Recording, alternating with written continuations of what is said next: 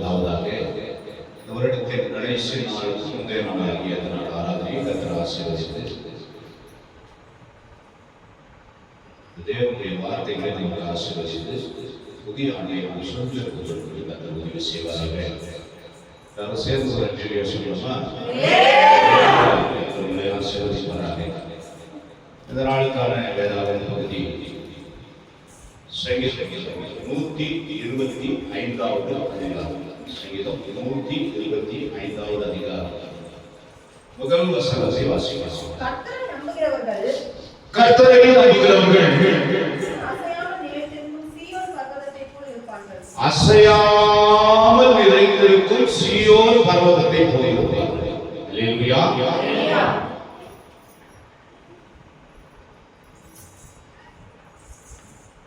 பாருங்க, நம்மெல்லாம் கர்த்தரை நம்புகிறவர்கள், அதில் சந்தேகம் இல்லையே. ஆனால் நம்முடைய வாழ்க்கையில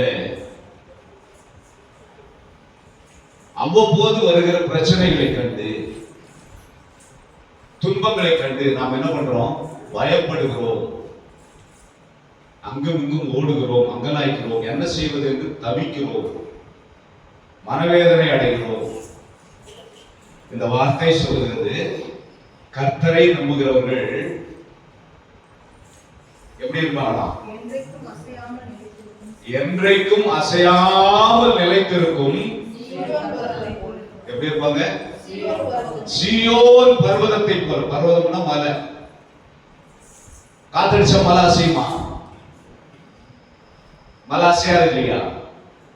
இயேசு கிறிஸ்து பூமியில வாழ்ந்த காலத்துல கற்பாறையின் மேலே கட்டின வீடு பெருமழை வந்தாலும் பெருவெள்ளம் வந்தாலும் அது என்ன பண்ணாது? அசையவும் அசையாது, கரையவும் கரையாது. அவிசுவாசிதான் மணலின் மேலே கட்டப்பட்ட வீடு, வழி அருகே விதைக்கப்பட்ட விதை, பாறையின் மேலே விழுந்த விதை, முட்புதரிலே விழுந்த விதை. யாரு யாரு? அவிசுவாசி. விசுவாசம் இல்லாதவன். அவனும் உட்கார்ந்திருப்பான், அவனும் கிறிஸ்துவன் சொல்லி சொல்லுவான். அவங்களுக்கும் வசனம் போதிக்கப்பட்டது. வேதம் சொல்லுகிறது, அவங்களுக்கும் வசனம் போதிக்கப்பட்டது. விதை என்றால் வசனம். வசனம் அவங்களும் எடுத்துக்கொண்டார்கள். கொஞ்ச காலம் மாத்திரம் வேலை விட்டு வளர்ந்தார்கள். வெயில் ஏறின போது அவர்கள் என்ன பண்ணாங்க? தீந்து போனார்கள். வெயில் என்று சொன்னால் உலகத்தில் இருக்கிற பிரச்சனைகள், உபத்திரவங்கள். பாறையின் மேல விழுந்த விதை அப்படிதான். வேர் விடுவதற்கு அங்கே சரியான சூழல் இல்லை. விசுவாசத்தை வளர்த்துக் கொள்வதற்கான சூழல் இல்லை. வாழ்க்கையில் அநேக தடைகள். அவிசுவாச நண்பர்கள். ஆழமா சத்தியத்துக்குள்ள போறதுக்கோ, கர்த்தருடைய பயத்துக்குள்ள போறதுக்கோ, பரலோகத்தை தரிசிக்கிறதுக்கோ, விசுவாசத்துல உறுதியா வளர்றதுக்கான வழிவாசல் இல்லை. அதனால என்ன பண்றாங்க? அவங்களும் தீஞ்சி போறாங்க. முட்புதரிலே விழுந்த விதை. என்னடா பிரச்சனை அப்படின்னு சொல்லி சொன்னா, ஒருவருக்கு அவன் வீட்டாரே சத்துருன்னு வசனம் சொல்லுது. வளர விட மாட்டாங்க. பாதுகாப்பா இருந்து வளர்த்து விட வேண்டியவர்கள்.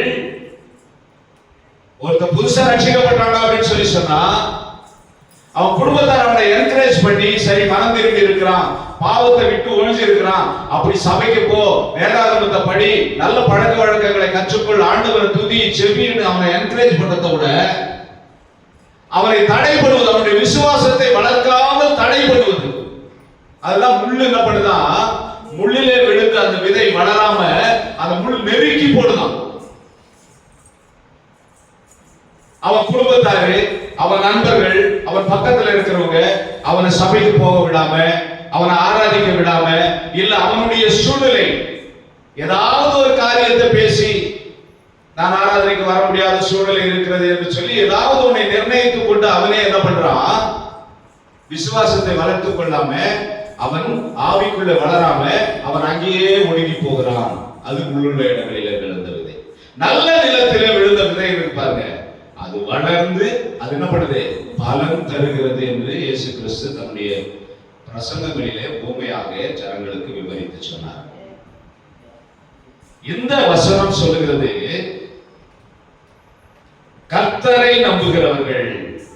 இந்த உலகத்துல புயல் அடிச்சாலும், புயல் என்றால் என்ன சொல்லியிருக்கிற, பிரச்சனைகள் வந்தாலும், காற்று அடிச்சாலும், மழை பெய்ஞ்சாலும், வெள்ளமே வந்தாலும், யார் நம்ம எப்படி நெருக்கினாலும், எவ்வளவு உஷ்ணமான சூழ்நிலைகள் நம்முடைய வாழ்க்கையில ஏற்பட்டாலும், உஷ்ணமான சூழ்நிலைகள்னா அக்னிமயமான பிரச்சனைகள், அப்படியே நெருப்புல நடக்கிற மாதிரி இருக்கும்.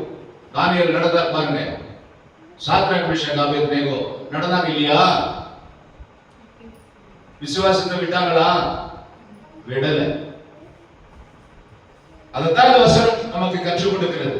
இந்த வசனத்துல இருக்கிற சத்தியம் என்னவென்றால், அசையாமல் இருக்க வேண்டும். யார் என்ன குடும்பப்படுத்தினாலும் பரவாயில்ல, யார் உங்கள் விசுவாசத்துக்கு விரோதமாக பேசினாலும் பரவாயில்ல, யார் உங்கள் பரிசுத்தத்தை சோதித்தாலும் பரவாயில்ல, யார் உங்களை அவமானப்படுத்தினாலும் பரவாயில்ல, யார் உங்களை ஏளனமா பேசினாலும் பரவாயில்ல, நீங்க யாருடைய கரத்தை பிடிச்சிருக்கிறீங்க? இயேசுவா கரத்தை பிடிச்சிருக்கிறீங்க. அவர் கைவிடாத தேவன். அவர் நீங்க விட்டுறக்கூடாது.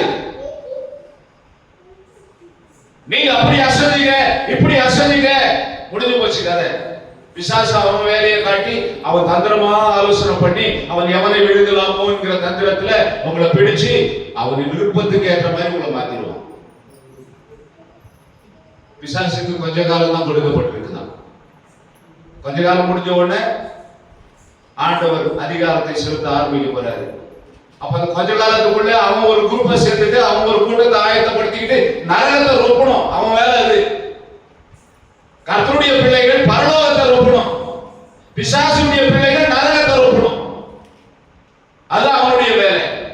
அப்போ கர்த்தரை நம்புகிறவர்கள் ஒரு நாளும் விசுவாசத்துக்கு எந்த கேடு வந்தாலும், விசுவாசத்துக்கு விரோதமாக எந்த செயல், எந்த காரியம் உங்களுடைய வாழ்க்கையில் நடந்தாலும், எந்த பிரச்சனைகளை நீங்கள் சந்தித்தாலும், நீங்க என்ன பண்ணணும்? விசுவாசத்திலிருந்து அசையாமல் இருக்கணும். புதிய ஆண்டை சந்திக்க போக நீங்கள் கற்றுக்கொள்ள வேண்டிய பாடம்.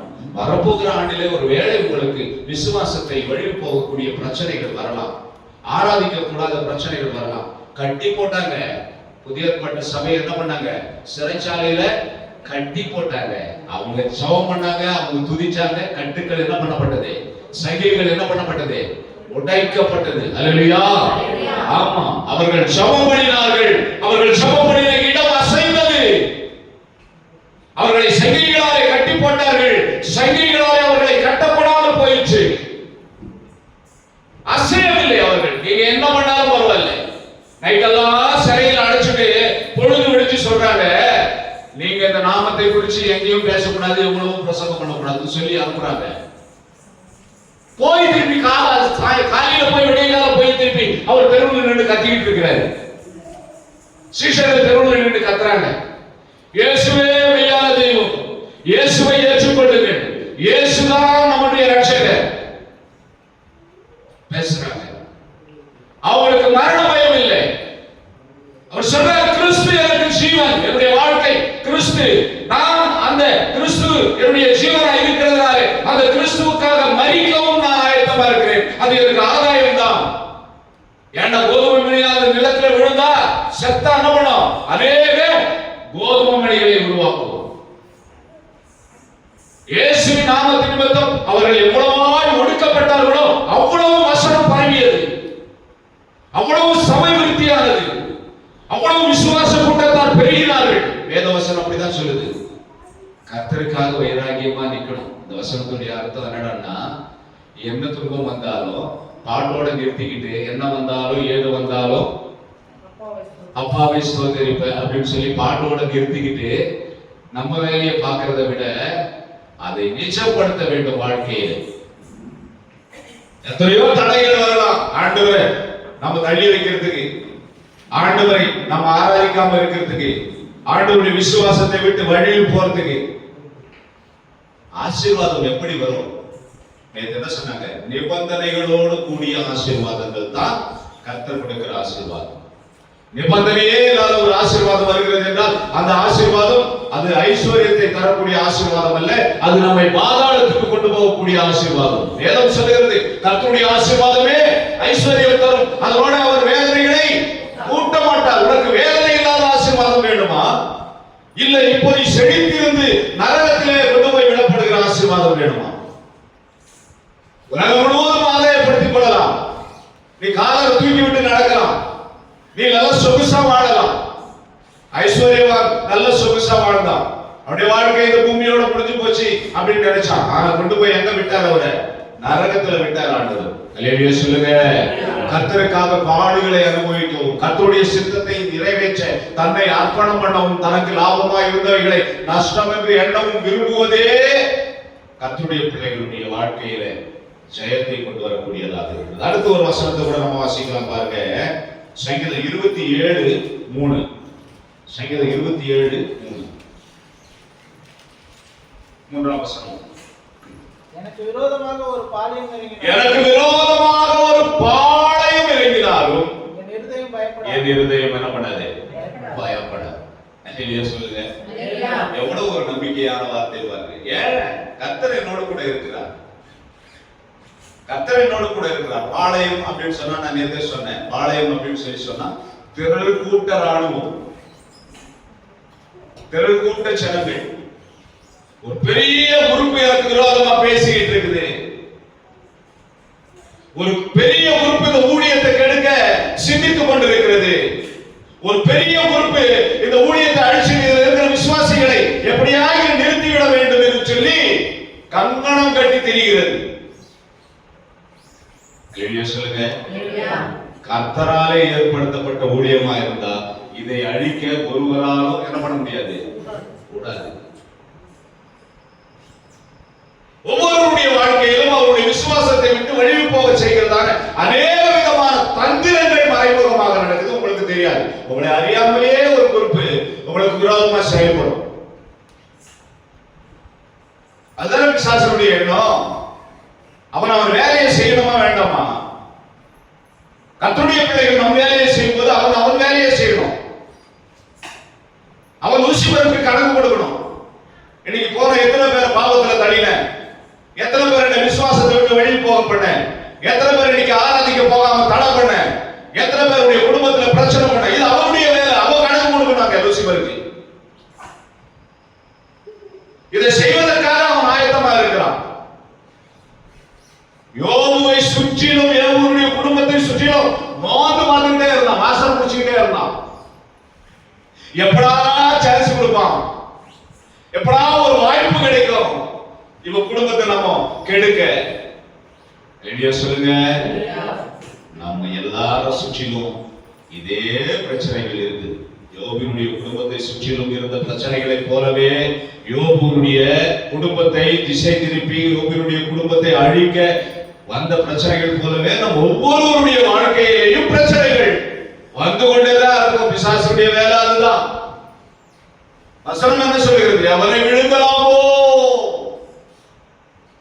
ஏதாவது கிடைக்குமா? எவனாவது இன்னைக்கு மாட்ட மாட்டானா? எவனாவது இன்னைக்கு ஆராதனையை தடை பண்ண மாட்டானா? எவனாவது இன்னைக்கு ஜபத்தை தடை பண்ண மாட்டானா? எவனாவது இன்னைக்கு விசுவாசத்திலிருந்து பாவத்துல விழுந்து போக மாட்டானா? எவனாவது இன்னைக்கு பரிசுத்தவான் பாவத்துல விழுந்து திருட மாட்டானா? எங்கேயாவது போய் குடிக்க மாட்டானா? எங்கேயாவது போய் உபச்சாரத்துல சிக்கிக் கொள்ள மாட்டானா? இதுதான் அவனுடைய யோசனை. இப்படிதான் எந்த குடும்பத்திலேயாவது பிரச்சனை உண்டு பண்ணலாமா? கணவன் மனைவிக்குள்ள பிரச்சனை உண்டு பண்ணலாமா? பெற்றோர் பிள்ளைகளுக்குள்ள பிரச்சனை உண்டு பண்ணலாமா? சகோதரன் சகோதரனுக்கு பிரச்சனை உண்டு பண்ணலாமா? இதுதான் அவனுடைய பிரச்சனை. அதுக்கு ஆமா சாமின்னு சொல்லிட்டு போறவங்க எல்லாம் கேட்டுக்கு போகிற வழியில போறீங்க. அவங்களை ஒண்ணும் பண்ண மாட்டான், பத்திரமா பார்த்துப்பான். அவன் ஆட்களை அவன் பத்திரமா பார்த்துப்பான். ஒன்றும் பிரச்சனையே கிடையாது. நமக்கு எவ்வளவு பிரச்சனைகள் இருக்கிறதோ அவ்வளவு ஆண்டவரோடு நாம் பயணிக்கிறோம் என்று சொல்லி நீங்க தீர்மானித்துக் கொள்ளுங்க. வேதம் சொல்லுகிறது, தேவனுக்கு பயந்து பிசாசுக்கு என்ன பண்ணுங்க, எதிர்த்து நில்லுங்க. அப்போ தேவனோடு இருக்கிறவன், தேவனுக்கு பயந்து இருக்கிறவன் பிசாசுக்கு எதிர்த்து நிற்பான், பிசாசுகளை விரட்டுவான். பிசாசு அவனை விட்டு என்ன பண்ணும்? அப்பொழுது பிசாசு உங்களை விட்டு ஓடி போகும். தேவனுக்கு பயப்படுகிறவனுக்கு அந்த அதிகாரத்தை கர்த்தர் கொடுக்கிறார். அசையாமல் இருக்க வேண்டும். அதுதான் வசனம் உறுதிப்படுத்துகிறது. இந்த 27வது சங்கீதத்தில் இருக்கிற வசனம் அதைத்தான் சொல்லுது. என்ன பண்ணுது? எனக்கு எதிராக ஒரு பாளையம் எழுப்பினாலும் என் இருதயம் என்ன பண்ணாது? பயப்படாது. அல்லேலூயா சொல்லுங்க. அல்லேலூயா சொல்லுங்க. அல்லேலூயா சொல்லுங்க. நீங்க சின்ன சின்ன விஷயத்துக்கெல்லாம் என்ன ஆகுமோ ஏதாகுமோனா, யோபு பக்தன் சொல்லுகிறார், நான் பயந்தது எனக்கு நேரிட்டது. பயப்படவே கூடாது. விசுவாசத்துல எள்ளளவும் பிசகவே கூடாது. என்னை நடத்தினார், அவர் நல்லவர், அவர் கிருபை என்றும் உள்ளது. கர்த்தர் அவருடைய பிள்ளைகளை நடத்த சித்தம் கொண்டு அழைத்திருப்பார்கள். உங்களை அழைச்சது ஆண்டவர் அப்படின்னு சொல்லி சொன்னார். உங்களை யாராலையும் ஒண்ணும் பண்ண முடியாது. உங்கள் விசுவாசத்தை யாராலும் வழியில் போக பண்ண முடியாது.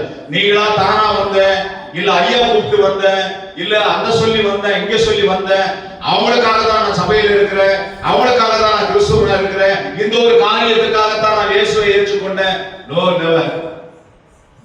நம்மை அழைத்தது ஆண்டவர். அவர் சொல்றாரு, நீங்கள் என்னை தெரிந்து கொள்ளவில்லை, நான் உங்களை தெரிந்து கொண்டேன். அவர் தெரிந்து கொண்ட பாத்திரமா நாம் இருக்கிறதுனால தான் நம்மளை யாரும் அசைக்க முடியாது. விசுவாசத்தில் இருந்து யாரும் சொல்லி வந்தவங்களால போயிட்டாங்க பாருங்க. சொல்லுங்க. ஏதோ ஒன்றை எதிர்பார்த்து வந்தவங்க எல்லாம் என்ன பண்ணிட்டாங்க? இயேசு கிறிஸ்து பின்னாடி போறாங்க நிறைய பேர். அவர் போற இடத்துல எல்லாம் சாப்பாடு போடுவார். 5 அப்பம் 2 மீன் 5000 பேருக்கு பகிர்ந்து கொடுத்த உடனே பின்னாடியே ஒரு குரூப் அவர் பின்னாடியே போயிட்டே இருந்தது. திரும்பி பார்த்து சொல்றாரு, அழிந்து போகிற போஜனத்துக்காக என்ன பண்ணாதீங்க, தேடி வராதீங்க, சாப்பாட்டுக்காக வராதீங்க, வஸ்திரத்துக்காக வராதீங்க. உங்களுடைய சுக துக்கங்களை நான் பார்த்துக் கொள்வேன், ஆனால் அதையே எதிர்பார்த்து கர்த்தரை தேடாதீங்க. இவங்க ஆண்டவர் மேல நம்பிக்கை இல்லை, ஆண்டவர் மேல விசுவாசம் இல்லை. இவன் போனா ஏதாவது நன்மை கிடைக்கும். கிறிஸ்துவ ஜீவியம் அதற்கு ஏற்றது அல்ல, அதற்கு உரியதல்ல. அதுவல்ல விசுவாசம். நம்மை அழைத்து இருக்கிறார் ஆண்டவர். ரோமபுரிக்கு எழுதின கடிதத்துல பாருங்க, 8ஆம் அதிகாரம் 29வது வசனத்திலிருந்து வாசிங்க. தம்முடைய குமாரன் அநேக பேருக்கு முதற்பேனவராய் இருக்கும் பொருட்டு தேவன் எவர்களை முன்குறித்தாரோ. எங்க முன்குறிச்சாரு? ஒரு குரூப்பை வந்து இன்டர்வியூ பண்ணி முன்குறிக்கிறாங்க, ஒரு குரூப்புக்கு வந்து கார்டு அனுப்புறாங்க, வீட்டுக்கு கடிதம் எழுதுறாங்க. நிறைய பேர் என்ன பண்றாங்க? ரெஸ்யூம் கொடுக்கறாங்க ஒரு கம்பெனிக்கு. எல்லாருக்கும் வேலை கொடுக்கிறது இல்ல. இன்டர்வியூல அட்டெண்ட் பண்ணவங்க எல்லாரும் செலக்ஷன் பண்றது இல்ல, செலக்ட் பண்றது இல்ல. வசனம் சொல்லுகிறது, யாரை முன்குறித்தாரோ. உங்களை எங்க முன்குறிச்சாரு? வசனம் என்ன சொல்லுது? தாயின் கருவிலே உருவாகும் முன்னே அல்லது உலக தோற்றத்துக்கு முன்னே உங்களை முன்குறிச்சார் ஆண்டவர். இப்படி முன்குறிக்கப்பட்ட கர்த்தருடைய பிள்ளைகள் என்ன பண்ணணும்? விரோதமாய் ஒரு பாளையம் எழுப்பினாலும், நம்மேல ஒரு யுத்தம் வந்தாலும் நாம் அசையாமல் இருக்கணும். சீயோன் பர்வதத்தை போல. மலை அன்னைக்குமே எந்த காத்துக்கும் அசையாது. நீங்க கண்மலையாம் கிறிஸ்துவனுடைய பிள்ளைகள் இல்லையா? சொல்லுங்க. சொல்றாரு, நான் கண்மலை. கண்மலையாம் கிறிஸ்துவனுடைய பிள்ளைகள், அவருடைய சட்டையின் நிழலிலே இருக்கிற பிள்ளைகள், அவருடைய மறைவிடங்களிலே இருக்கிற பிள்ளைகள், ஆண்டவராலே மறைக்கப்படுகிற பிள்ளைகள். உங்களுடைய பிரச்சனைகளை அவர் அறிந்திருக்கிறார், உங்களுடைய சூழ்நிலைகளை அவர் மாற்ற வல்லவராக இருக்கிறார். உங்கள் விசுவாசம் சோதிக்கப்படும்.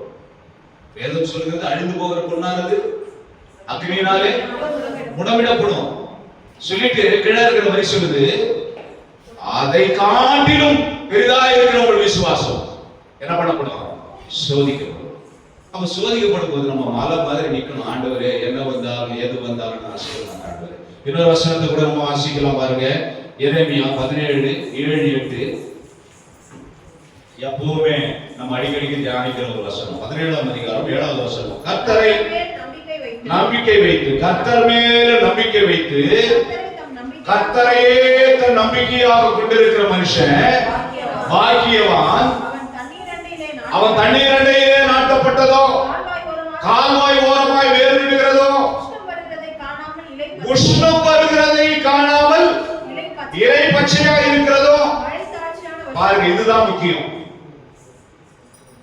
இதுதான் முக்கியம். கால்வாய் அண்டையில வேறு விடுவான், தண்ணீர் அண்டையில நாட்டப்பட்டதா இருப்பான், உஷ்ணம் வருகிறதை காணாம அப்படியே பச்சையா கூட இருப்பான். உள்ளுக்குள்ள வேதனை இருக்கும், சோதனைகளில உள்ளுக்குள்ள வேதனை இருக்கும். யாராவது ஏதாவது சொல்லிட்டு போறாங்கன்னு சொல்லிட்டு அப்படியே வாயை திறந்து அப்படியே சிரிக்கிற மாதிரி நடிப்பு, அப்படியே ஆக்ஷன் கூட பண்ணிட்டு இருப்பான். இயேசு கிறிஸ்து இந்த உலகத்துல வாழுகிற போது மனுஷனாக ஒரு மரத்தண்டை போய் பார்க்கிறாரு. அந்த மரத்துல நிறைய என்ன இருந்தது? இலைகள் இருந்தது. அது என்ன இல்ல? கனிகள் இல்லை. அந்த மாதிரி யாராவது ஏதாவது சொல்லிட்டு போறாங்க அப்படின்னு சொல்லிட்டு மேலுக்கு சந்தோஷமா இருக்கிற மாதிரி இருப்பான். அதுக்கப்புறம் ஒரு வார்த்தை சொல்லி இருக்கு பாருங்க அந்த அதிகாரத்துல, அந்த வசனத்துல, மழை தாழ்ச்சியான காலத்திலேயும். சொல்லுங்க, மழையே இல்லாத காலத்திலேயும் என்ன பண்ணுவானா? அல்லேலூயா சொல்லுங்க. இதுதான் நம்முடைய விசுவாசம். அற்புதத்தை செய்து கொண்டே இருந்தால் தான் ஆண்டவர். அப்பதான் எழுதுவாங்க, அப்பதான் பிரயாணப்படுவாங்க, அப்பதான் போவாங்க. டெய்லி ஏதாவது வாழ்க்கையில் அற்புதம் செஞ்சுக்கிட்டே இருக்கணும். கொஞ்ச நாளைக்கு அவங்களை சோதிக்கும்படி அவங்களுக்கு அற்புதம் செய்யாம அப்படியே நிறுத்திட்டார் அப்படின்னு சொல்லி சொன்னா என்ன பண்ண ஆரம்பிச்சிருவாங்க தெரியுமா? முறுமுறுக்க ஆரம்பிச்சிருவாங்க இஸ்ரவேல் ஜனங்க. கொஞ்சம் அப்படி சோதனைக்குள்ள அப்படியே அனுப்புறாரு அப்படின்னு சொல்லி சொன்னா, கொஞ்சம் கசப்பான தண்ணியை காட்டுறாரு அப்படின்னு சொன்னா, கொஞ்சம் அப்பத்தை நிறுத்துறாரு அப்படின்னு சொல்லி சொன்னா, கொஞ்சம் உஷ்ணத்தை காட்டுறாரு அப்படின்னு சொன்னா, எரிகோ முதல்ல குறுக்க கொண்டு வர்றாரு அப்படின்னு சொல்லி சொன்னா, ஜனங்க என்ன பண்ண ஆரம்பிச்சிட்டாங்க? முறுமுறுக்க ஆரம்பிச்சிட்டாங்க. ஆனால் இந்த வசனம் சொல்லுகிறது, மழை தாழ்ச்சியான காலத்திலேயும் தப்பாமல் கனி கொடுப்பார். ஈசாக்கு பஞ்சகாலத்திலேயும் விதை விதைக்க முற்பட்டு, பஞ்சகாலத்திலேயும் தேவனை மகிமைப்படுத்த முற்பட்டு 100 மடங்கு பலனை கண்டான். தேவனாலே ஆசீர்வாதத்தை பெற்றுக் கொண்டார். அதுதான் இந்த 125வது சங்கீதத்தினுடைய முதல் வசனம் சொல்லுகிறது, அசையாமல் இருக்கும் சீயோன் பர்வதமாக கர்த்தருடைய பிள்ளைகள் இருக்க வேண்டும். இத்தனை வருஷம் எப்படியோ போச்சு. யார் எழுப்புகோ, நம்ம இப்படி சாஞ்சோம் அப்படி சாஞ்சோம். கர்த்தருடைய வசனம் சொல்லுகிறது, நீ வலது புறமோ இடது புறமோ சாயும் போது வழி இதுவே அப்படி என்று போதிக்கிற போதனைகளை உனக்கு நான் ஏற்படுத்துவேன்னு சொல்லி நிறைய பேர் என்ன பண்ணுவாங்க? யாராக இழுத்தாலும் அந்த இழுப்புக்கு இப்படி போயிடுவாங்க. அந்த பக்கம் ஒருத்தர் இழுத்தாருன்னா அந்த பக்கம் போவாங்க. எங்க பசுமையா தெரியுதோ லோத்து மாதிரி, எங்க பசுமையா தெரியுதோ அங்க போய் கூடாரம் கூட ஆரம்பிச்சிருவாங்க.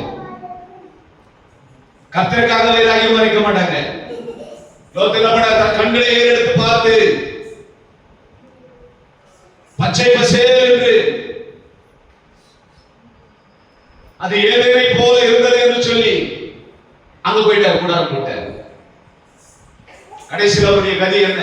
கொஞ்சம் யோசனை பண்ணி பாருங்க. வேத வசனங்கள் நமக்காக நம்மை உயிர்ப்பிக்கும்படியாக, நம்மை சத்தியத்தில் நிறுத்தும்படியாக, நாம் விசுவாசத்தை விட்டு அசையாமல் பார்த்துக் கொள்ளும்படியாக நமக்காக கொடுக்கப்பட்டது. இந்த வார்த்தையை நம்ம விசுவாசிக்க வேண்டும். இதுல நம்ம சரி பண்ணணும் அப்படின்னு சொன்னா நம்ம சரி பண்ணிக்கணும். கர்த்தர் நம்மோடு கூட இருக்கிறார் என்கிற நிச்சயத்துல நம்ம அசையாமல் இருக்கணும். அப்படி இருந்ததுனால தான் ஆதி சபை இன்றைக்கு நீயும் நானும் கிறிஸ்தவர்களாக நிற்கிறோம். என்ன வந்தாலும் ஏது வந்தாலும் பாடுவதல்ல, வாழ்க்கை செயல்முறையிலே நாம் காண்பிக்க வேண்டும். அடுத்து இன்னொரு வசனத்தை கூட நம்ம வாசிச்சு முடிச்சுக்கலாம். சங்கீதம் 112:7.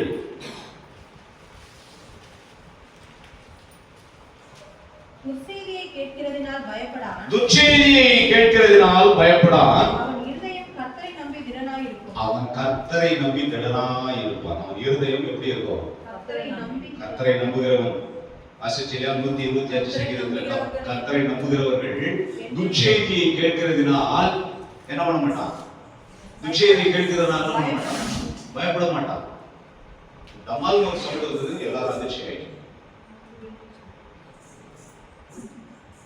ஒரு சவுண்ட் வந்தது கொஞ்ச நேரத்துக்கு முன்னாடி, ஒரு சத்தம் கேட்டது. அவ்வளவுதான், புகம் வந்துருச்சு, நம்ம அவ்வளவுதான். ஒரு விசுவாசம், ஒரு பயம். வசனம் என்ன சொல்லுது பாருங்க, துர்ச்செய்தியை கேட்கிறதினால் பயப்படான். உன் செவிகள் பலவிதமான செய்திகளை கேட்கும். இயேசு உலகத்தில் பிறக்கலன்னு சொல்லிட்டு இருக்கு ஒரு குரூப், இயேசு உயிரோட எழும்பலன்னு சொல்லிட்டு தெரியுது ஒரு குரூப், இயேசுங்கிற பாத்திரமே இல்ல. இப்ப நேற்றுக்கு நான் நெட்ல படிச்ச ஒரு விஷயத்த, கிருஷ்ணர் தான் இயேசு அப்படின்னு சொல்லி ஒரு குரூப் சுத்திக்கிட்டு இருக்கு. இந்த செய்திகளை எல்லாம் கேட்கறதுனால நம்ம விசுவாசத்தை விட்டுற முடியுமா? அவன் வேலையை அவன் செய்யறான். சொல்லுங்க, சரித்திரம் கிமு கிபி என்று பிரித்திருக்கிறது. இது பொய் கிடையாது இல்லையா? கிறிஸ்து ஒருவர் பிறந்ததனால்தானே. அப்ப கிறிஸ்து இல்லை என்றால் இன்றைக்கு நமக்கு ரட்சிப்பு இல்லை. எல்லா உலக நாடுகளுக்கும் ஒரு காலண்டர் கொடுக்கப்பட்டது. அது இயேசு கிறிஸ்துடைய பிறப்பை மையமாக வைத்து. தமிழ் காலண்டர் இருக்குது, தெலுங்கு காலண்டர் இருக்குது, கன்னட காலண்டர் இருக்குது. இந்த காலண்டர் எல்லாம் உலகம் முழுவதும் 10 யாரும் பின்பற்றுவது இல்லையே. எல்லாருக்கும் ஒரு காலண்டர், உலகம் மொத்தம் அந்த டேட்டை பயன்படுத்துது. இந்த தேதியை, இந்த கிழமையை, இந்த நாளை பயன்படுத்துது. இன்னைக்கு வேலைக்கிழமைனா எல்லா இடத்துலயும் வேலைக்கிழமை, இன்னைக்கு புதன்கிழமைனா எல்லா இடத்துலயும் புதன்கிழமை, இன்னைக்கு ஞாயிற்றுக்கிழமைனா எல்லா இடத்துலயும் ஞாயிற்றுக்கிழமை, இன்னைக்கு 15 தேதினா எல்லா இடத்துலயும் கொஞ்சம் முன்ன பின்ன இருக்கும். சூரிய அஸ்தமானமும் சூரிய உதிப்பும் எப்படி கொஞ்சம் முன்னாடி பின்னாடி இருக்குதோ அதே மாதிரி கொஞ்சம் மணி நேரங்கள் 5 மணி நேரமோ 6 மணி நேரமோ 3 மணி நேரமோ 1 மணி நேரமோ டெல்லிக்கு எங்கேயும் 1 நிமிஷம் தான் வித்தியாசம். ரெடியா சொல்லுங்க. இப்படி கொஞ்சம் முன்னாடி பின்னாடி இருக்கும். வசனம் சொல்லுகிறது, துர்ச்செய்தியை கேட்கிறதுனால் உங்கள் விசுவாசத்தை விட்டு வழி போக செய்கிறதான துர்ச்செய்தி, உங்களை பயமுறுத்துகிறதான துர்ச்செய்தி, இல்ல ஆண்டவருக்கு விரோதமான துர்ச்செய்தி, சத்தியத்துக்கு விரோதமான துர்ச்செய்தி. அங்க யாயா போற சுகமாக இல்ல, அவர் சுகமாக மாட்டாரு. இங்க வாயா தாய்க்கு போடுறன்னு ஒருத்தர் கூப்பிடுவான். கர்த்தருக்கு விரோதமான ஒரு துர்ச்செய்தியை சொல்லி வேற ஒரு நல்ல வழியை காட்டுற மாதிரி கூட்டிட்டு போவான். இருதயம் அசையக்கூடாது, இருதயம் கொஞ்சமும் வழுவக்கூடாது. துர்ச்செய்தியை கேட்கிறதுனால அவன் இருதயம் என்ன பண்ணாது, அசையாது, பயப்படாது. இன்னொரு வசனம் கடைசியாக வாசிக்கலாம். நீதிமொழிகள் 14வது அதிகாரம் 26வது வசனம். நீதிமொழிகள் 14:26.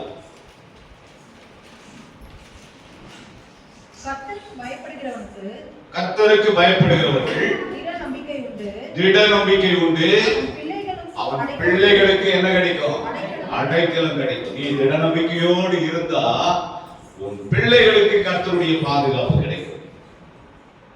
நீயே பயந்த அப்படின்னா உன் பிள்ளைங்க உன்னோட அதிகமா பயப்படுவாங்க. கர்த்தரை தெய்வமாக ஏற்றுக்கொண்டவர்கள், கர்த்தரை நம்புகிறவர்கள், கர்த்தரை விசுவாசிக்கிறவர்கள், கர்த்தரிடத்தில் ரட்சிப்பை பெற்றுக்கொண்டவர்கள், கர்த்தரை தனக்கு தெய்வமாக கொண்டவர்கள் என்ன பண்ணக்கூடாது, என்ன பிரச்சனை வந்தாலும் அசையாமல் இருக்க வேண்டும். இந்த வசனம் சொல்லுகிறபடி 125:1 சொல்லுகிறபடி அசையாமல் நிற்கிற சீயோன் பர்வதத்தை போல இருப்பார்கள் கர்த்தருடைய பிள்ளைகள். அவனுக்கு ஒரு திட நம்பிக்கை உண்டு, அவன் பிள்ளைகளுக்கு அடைக்கலம் கிடைக்கிறது. எதிர்காலம் எப்படி, அவருடைய பிள்ளைகளுடைய வாழ்க்கை எப்படி, இந்த கேள்விக்குறியை கர்த்தர் மாற்றுவார். இந்த கேள்விக்குறியை கர்த்தர் என்ன பண்ணுவாரு, நிச்சயமாக மாற்றுவார். கர்த்தருக்கு பயப்படுகிறவனுக்கு திட நம்பிக்கை உண்டு. அவன் மேல் ஒரு பாளையம் இறங்கினாலும் அவன் பயப்பட மாட்டான். அவன் மேல் ஒரு யுத்தம் எழுப்பினாலும் அவன் பயப்பட மாட்டான். அவன் துர்ச்செய்தியை கேட்டாலும் பயப்பட மாட்டான். அவன் அசையாமல் இருக்கிற சீயோன் பர்வதத்தை போல இருப்பான். கர்த்தர்களை ஆசீர்வதிப்பாராக. நாமும் விசுவாசத்திலே உறுதி உள்ளவர்களாய் நின்று கர்த்தருக்காக மனது சாதிப்போம். கர்த்தர்களை ஆசீர்வதிப்பாராக.